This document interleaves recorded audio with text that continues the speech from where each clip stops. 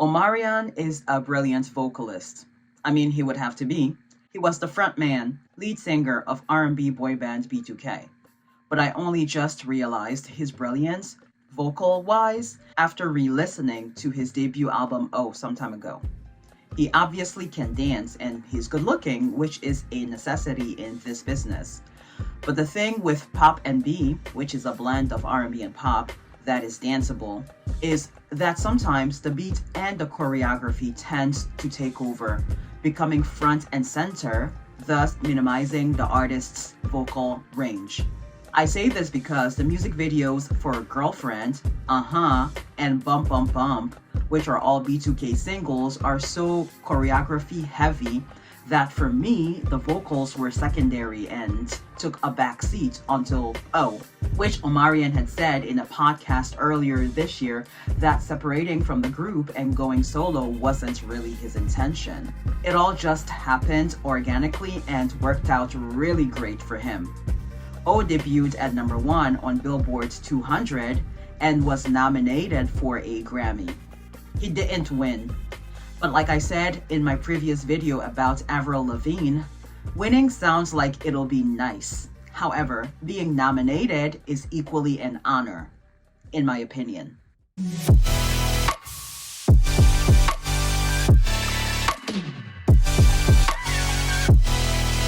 Out of all the albums I have already reviewed for this Black and White album cover series, this is the one that I had listened to in its entirety prior to deciding to review it. I listened to it all over again for the purposes of this video, and it brought back memories of senior year in high school. As I mentioned in my previous video, I didn't care for high school, but senior year was kind of okay. Because for one, I knew I was out of there soon. For two, I got involved in extracurricular activities that year, which helped boost my college resume and my confidence. And for three, I got my first official part-time job that year. The job I had before at 15 doesn't really count. It was a summer job. But anyway, back to Omarion's album. It came out when I was finishing up high school, but then I had listened to the full album my first semester of college because of my roommate. She was obsessed with B2K. I mean, I like them too, but not like she did. J-Boog might have been her favorite member if I remember correctly.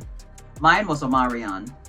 I would say he was the quote-unquote Beyonce or the quote-unquote Harry Styles of the group, if you will. Meaning, out of everyone from B2K, his career was the one that soared right away. Sidebar, for the longest, I thought he was related to Marcus Houston from Sister Sister, who, by the way, he played alongside in You Got Served. I enjoyed the dance battles in the movie, but the storyline was weak and underdeveloped. But that was a lot of dance movies in the 2000s. Those were the quote-unquote fast fashion of movies. Relatively easy to produce and low budget. Speaking of low budget, because my roommates had Omarion's CD, I borrowed it to burn my own copy of it, as well as a copy of Ne-Yo's In My Own Words album, another no-skip album, and Chris Brown's debut self-titled album. My roommate was a dedicated fan. I mentioned in my Christina Aguilera video that the only artist I was spending money on if I had money to spend on CDs in 2005 would have been Michael Jackson. And since we are on Michael Jackson, Omarion's Touch music video reminded me so much of Michael Jackson's The Way You Make Me Feel. Both artists are pursuing and trying to woo a girl with their singing and dancing. I love both videos, but Omarion's felt way more within my realm of possibility, shall we say. More accessible, for lack of a better phrase. And I watched that video and wanted to be Danielle Polanco. That's the leading lady in the video. When I say I wanted to be her, I mean I wanted to be leading lady and to be pursued by some hot guy who can sing and dance, not just in a video, but in real life too. I wanted her outfit too. That outfit still slaps today. I was 17. Although I would still like to be pursued and I still want her outfit, that isn't the most important thing in the world right now. Also, something I just realized after listening to the album all over again was that Danielle was in all three of the music videos for the singles of this album: Touch, Oh, and I'm Tryna. In Touch, Omarion is trying to get her. In Oh, he's gotten her, and in I'm Tryna, he blew it. As do some men after chasing a woman for several months or years and finally getting her. Though the album is a no skip album for me, my favorites are Take It Off, Never Gonna Let You Go, and I Know. And they are all in a row on the album. Take It Off should have had a music video. Never Gonna Let You Go is just so joyful and funky, it's giving cookout vibes. Omarion has definitely come a long way since his B2K and solo days. This man is so private, I didn't know that he had 2 kids. And what was even more surprising was that the kids aren't babies. They are 10 and 9.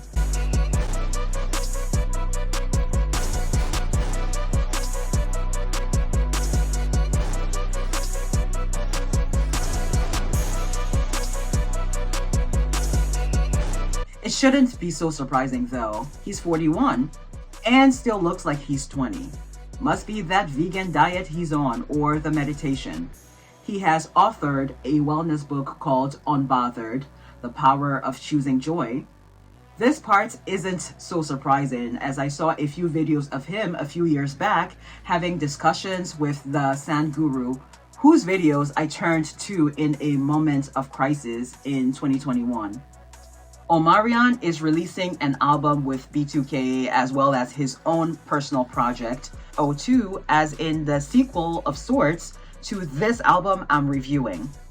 Lots of artists are serving nostalgia albums. Lady Gaga's Mayhem was reminiscent of her first 3 albums. Nicki Minaj released Pink Friday 2 last year, I believe.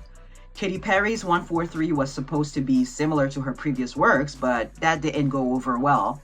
3 tracks off Taylor Swift's The Life of a Showgirl were giving strong Reputation vibes. I reviewed and reacted to the album. Check it out if you're interested. I reviewed Gaga's Mayhem as well. Link below. Omarion is also working on some hair care products, as are most celebrities. If it's not hair care, it's skin care. Back in the day, it was fragrances and clothing lines. My, how things have changed. Speaking of changes, I have 3 more episodes of this Black and White series, and then I'll be taking a 2 to 3 week break. And when I return in mid-January, I will be shifting gears into the movie portion of pop culture and discussing Wicked for Good and other movies I wasn't able to get to this year. Don't worry. The Black and White series is going to be a staple on this channel for the foreseeable future, and this is my next group of 12 albums to review. But because the tagline of my channel is African culture meets pop culture, I have to throw in the African culture part as well before I get back to the Black and White series. So, I'll do a movie review series including Wicked for Good from mid-January through March. April through June will be Cameroon-related videos which are responsible for blowing up my channel. And then I'll be back to the Black and White album cover series in August. If all of that sounds good, consider subscribing and I'll be seeing you in a couple of days to discuss Ellie Goulding's Halcyon. But in the meantime, watch this next.